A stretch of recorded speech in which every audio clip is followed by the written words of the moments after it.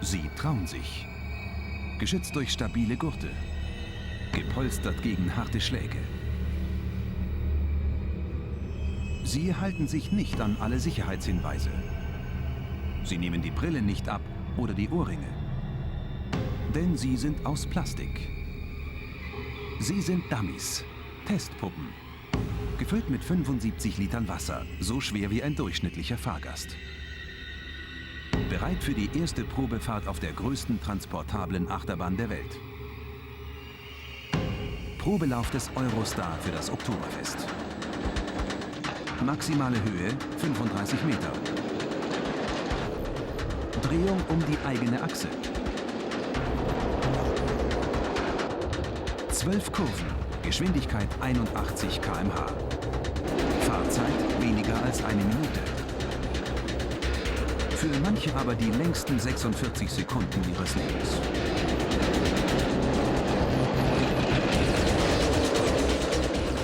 Höhepunkt des Höllenritts, der Looping. Belastung, vierfache Erdanziehung. Aus 50 Kilo werden 200. München, Theresienwiese, 2 Wochen vor Beginn des Oktoberfests. Der Eurostar wächst. Doch längst sind nicht alle Teile verbaut. Die Bahn besteht aus 98.000 Einzelteilen. Von der kleinsten Schraube bis zu tonnenschweren Streckenteilen. Einer der 48 Stützpfeiler schwebt ein. Die Bahn ist wie ein riesiges Puzzle aus Steckverbindungen aufgebaut. Jedes Teil hat seinen Platz. Und wird mit 10 cm dicken Bolzen fixiert. Doch vorher müssen die Arbeiter zunächst einen ungewöhnlichen Job erledigen. Jedes Teil bekommt vor dem Einbau eine gründliche Handwäsche.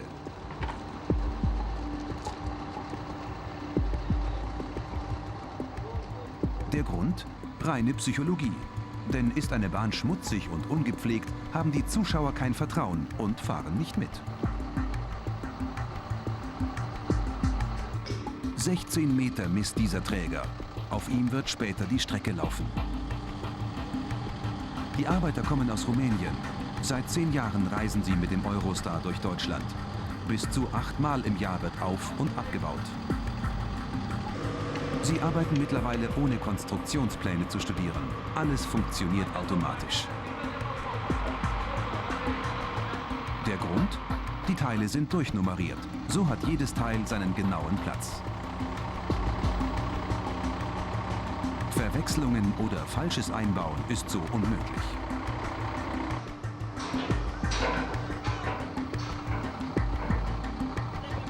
Wir sind mit der Anlage zusammengewachsen. Aber die Teile sind alle nummeriert. Also im Prinzip könnte man es auch als Laie zusammenbauen. Nur, ich denke mir mal, das wird dann eine Jahrzehntesbaustelle, weil man weiß nicht genau, wo man anfangen muss.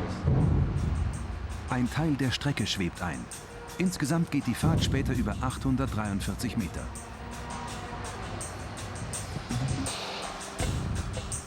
...126 solcher Teilstücke müssen ineinander gesteckt und befestigt werden. Dafür sind die Höhenarbeiter zuständig. Gesichert mit Gurten arbeiten sie in bis zu 40 Metern Höhe. Auch hier sichern Bolzen die Stahlteile. Ein erfahrener Arbeiter hört bereits am Klang, ob der Bolzen gut rangeht. Je heller, desto tiefer steckt der Bolzen schon. Mit Geräuschen hat auch die Bodenkonstruktion zu tun. Die 1200 Tonnen schwere Anlage steht auf 112 Holzböcken. Denn würde man die Stahlteile direkt auf den Boden bauen, wären die Vibrationen zu stark, die Anlage später zu laut. Das Holz dämpft. Mittagszeit. Die insgesamt 20 Arbeiter machen Pause. Über 270 Tage im Jahr sind sie mit der Anlage unterwegs. Weg von zu Hause. Nur im Winter haben sie über 3 Monate frei. Ein ungewöhnliches Leben. Es ist manchmal schon ein bisschen ärgerlich, dass man keine Freizeit hat oder beziehungsweise keine Termine einhalten kann oder keine Termine machen kann, weil es kommt immer wieder was dazwischen. Es ist immer wieder irgendetwas anderes. Das ist aber, ich denke mir mal, Das muss man, wenn man so einen Job macht, in Kauf nehmen. Diesen Job kann man nicht machen nur fürs Geld. Unterkunft und Verpflegung sind frei. Der Arbeitstag beginnt meist schon um 7 Uhr. Erst um 9 Uhr gibt es Frühstück für alle, damit keiner die wichtige erste Mahlzeit für 1 Stunde Schlaf mehr auslässt. Nach einer halben Stunde geht es weiter. Mit einem Problem. Dieser Träger neigt sich ein paar Millimeter zu weit nach links. So etwas fällt sofort auf. Mit einem Spanngurt, ungewöhnlichen Hebeln und viel Kraft werden die 2 Stahlträger näher zueinander gezogen, damit die Bolzen passen. Nach 5 Tagen Aufbau sieht die Anlage so aus. Noch knapp eine Woche bis zur Eröffnung des Oktoberfests. Nach und nach werden die Lücken auf der 8 Millionen Euro teuren Achterbahn aufgefüllt. Mittlerweile sind die Arbeiten auf einer Höhe von über 30 Metern angelangt. Der spektakuläre Höhepunkt der Bahn ist bereits komplett. Ja, der Looping hat eine Höhe von 29 Meter, eine Breite von 16 Metern und man kommt in eine Belastung von 4,3 G. Das heißt, mehr als die 4-fache Erdanziehung zieht hier an den Fahrgästen. Die letzten Teile schweben ein. Der Auf- und Abbau des Eurostars dauert gewöhnlich 14 Tage. Aber wenn es sein muss, schafft es das Team auch schneller. Der Rekord liegt bei 6 Tagen.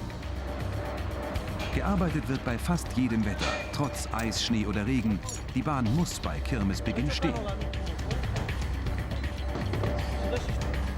Um fast jeden Preis. Was eigentlich der größte Feind des Aufbaus ist, wäre starker Wind. Weil die Teile dann noch nicht so abgespannt sind oder müssten dann immer zusätzlich abgespannt werden, dass man überhaupt weiterarbeiten kann. Aber bei stärkeren Winden über Windstärke 8, da spielen die Kräne schon nicht mehr mit, da muss man die Kräne einziehen. Also da muss man praktisch den Auf- oder Abbau einstellen. Während die letzten Streckenteile montiert werden, schweben die ersten Züge ein. Später hängen hier mal pro Zug 28 Fahrgäste frei mit den Füßen nach unten. 22,6 Tonnen wiegt so ein Teil. Mit einem Band dirigiert ein Arbeiter leicht den schwebenden Zug. Er wird direkt mit einem Schienenstück in das Streckennetz eingefügt. Mit fast 100 km/h donnert er später durch den Looping. 4 solcher Züge fahren auf der Anlage. Noch 6 Tage bis zur Eröffnung des Oktoberfests. Bis in den Abend dauern die Arbeiten in der Höhe. Gearbeitet wird, bis die Sonne untergeht. Und manchmal sogar noch länger.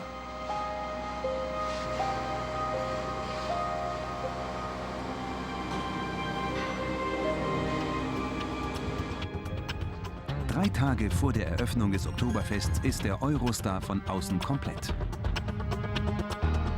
Feinarbeit. Die Bahn wird herausgeputzt. Das Oktoberfest ist der Höhepunkt der Saison. Fast alles bekommt einen neuen Anstrich.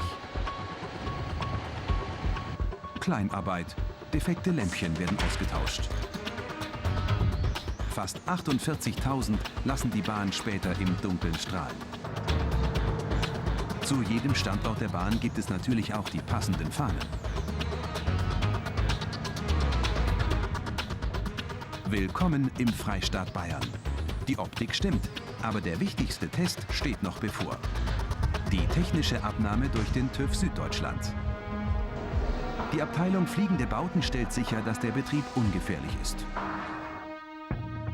Münchner Oktoberfest vor 9 Jahren. Der Eurostar im Kreuzfeuer.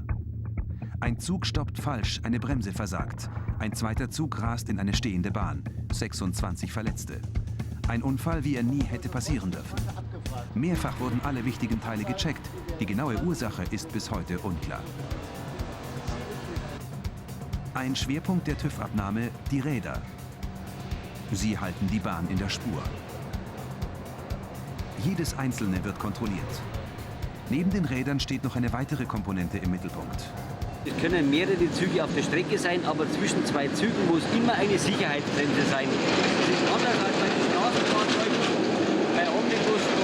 PKW oder LKW, wo die Bremsen am Fahrzeug sind bei diesen Achterbahnen die Bremsen auf der Strecke.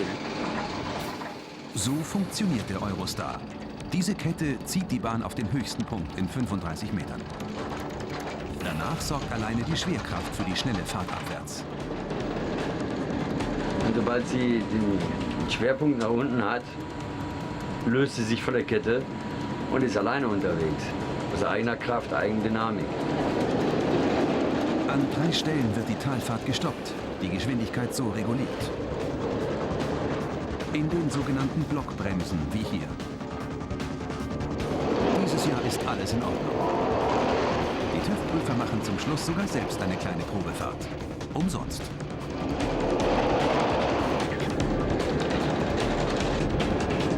Alle anderen bekommen für 5 €